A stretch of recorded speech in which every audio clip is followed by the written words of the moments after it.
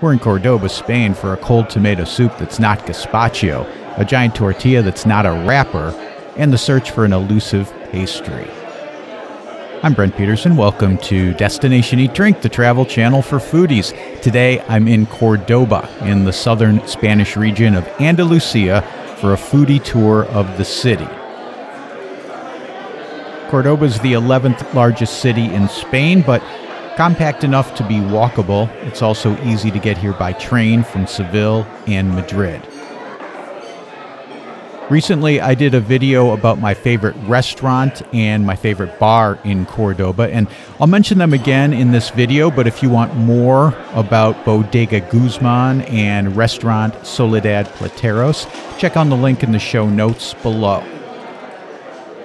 Let's start with Bar Guzman in Cordoba because it's the most characteristic bar in the city. There's all these wonderful, colorful posters celebrating the city's springtime fiesta, and regulars hang out here drinking fino, the dry sherry from the region that's not as strong as other sherries because they don't add distilled spirits to the barrel.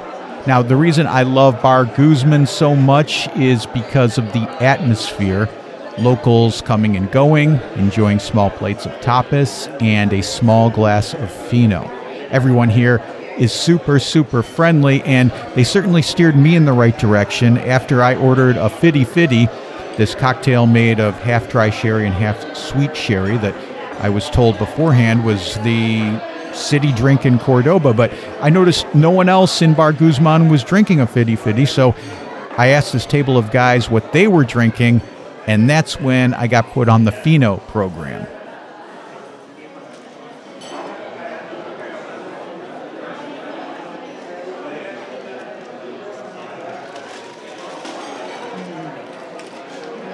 The next morning, we're on the hunt for another local treat, the Pastel de cordobés. Roldan Patisserie is pretty nice inside. Delicious looking pastries in the case out front, but when we ordered from the waitress, we were told they were out of the Pastel de cordobés. Bummer. Well, we got coffee anyway, and it was served unusually. I'd never seen coffee served this way. They give you your cup of coffee, and they also give you a little teapot full of hot water. So I guess if your coffee is too strong to your taste, you add a little more water to it or something. I've never seen that before. Unfortunately, didn't much care for the coffee. I like the idea of the extra hot water, but the coffee itself, can't say I cared for it that much. Oh well.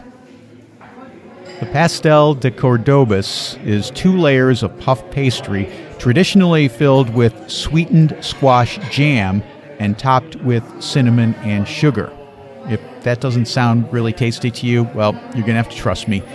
It's really good. Legend has it that the Arabs, who ruled Spain for several hundred years, brought the Pastel de cordobés to Cordoba, which may or may not be true, but what is certainly true is that the Arabs brought lots of ingredients that were previously unknown to Spain, especially sugar and dried fruits.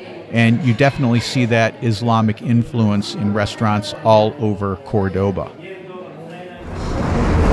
So the last place was a bust. They didn't have the Pastel de Cordoba. Their pastries looked amazing, and normally I would have just got one of the cakes or one of their pastries or something for breakfast, but I really wanted this Pastel de Cordoba and couldn't find it there. And unfortunately the coffee wasn't very good. We had that and we left. Stopped in at a couple other places, couldn't find it. No one had it.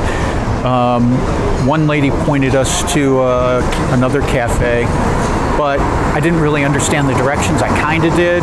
We looked for it, we couldn't find it. She doesn't speak English, obviously. I don't speak Spanish. My Portuguese did me absolutely no good there. So we were just wandering around and waiting for maybe a tapas bar or something to open when we ran across this place, Vecca Cafe, and we just wandered in. Turns out they had 4 different kinds of Pastel de Cordoba. And so we had one. It was really good. The coffee was excellent, made up for the bad coffee we had at the last place. And it was so good, I went and I paid, and Karen said, you know what? They also have pan con tomato, which is just bread with tomato sauce on it. Let's have that, because we were still hungry. And so we had that too.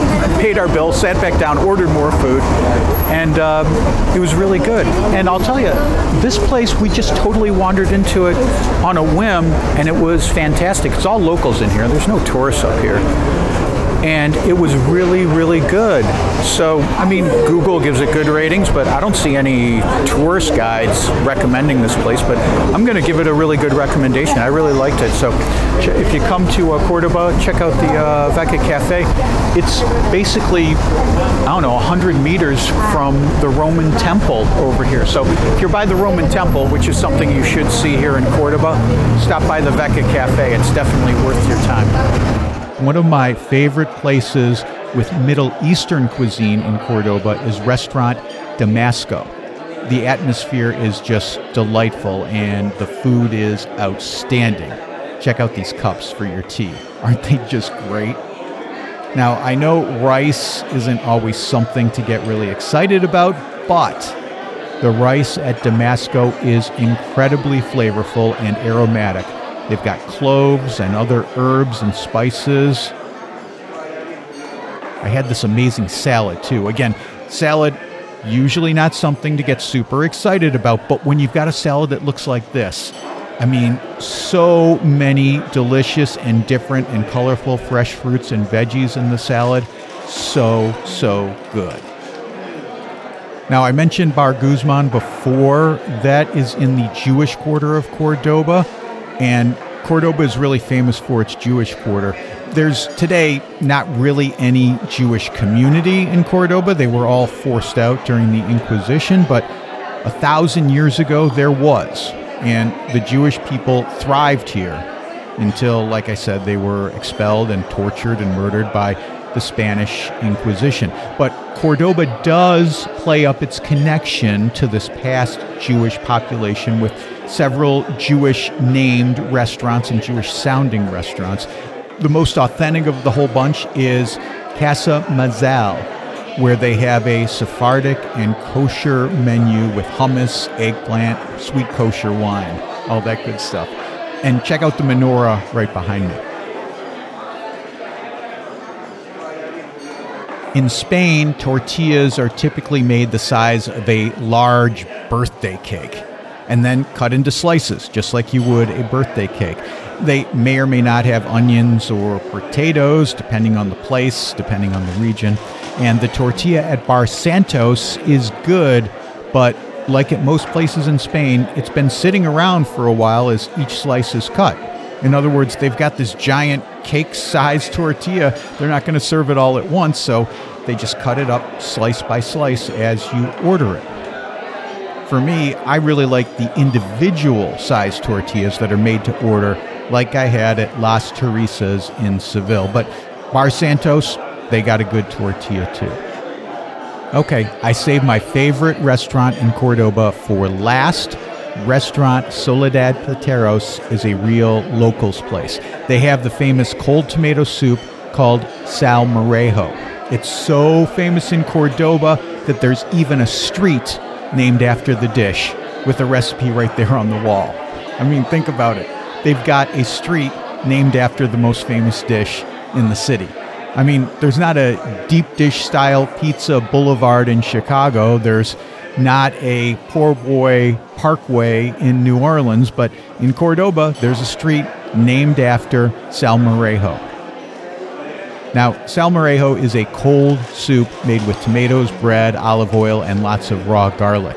If that sounds like gazpacho, yeah, it's similar, but Salmorejo probably came from Portugal, where prisoners of war were held in Portugal and then returned to Spain after the war was over and brought with them this tomato soup recipe.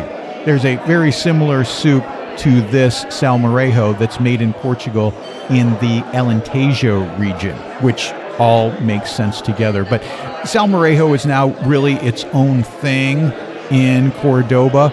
And Soledad Plateros makes a great Salmorejo. They also make another great local dish, fried eggplant.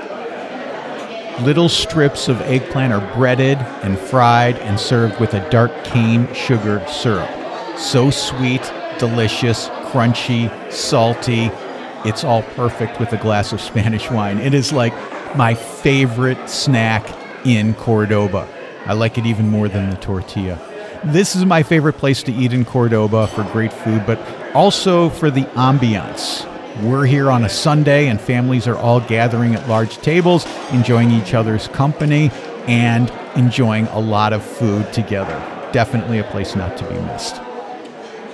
Well, that's it for our foodie tour of Cordoba, Spain on Destination Eat Drink. I'll have a video coming out about things to do in Cordoba, like visiting the Mosque Cathedral and the Alcazar and the Roman Bridge. So be sure to subscribe to the channel for more great foodie travel videos. You can also visit destinationeatdrink.com for foodie travel guides to cities all over the world, and listen to the podcast at destinationeatdrink.com/pod. I'm Brent Peterson. Thanks for watching. I'll see you down the road.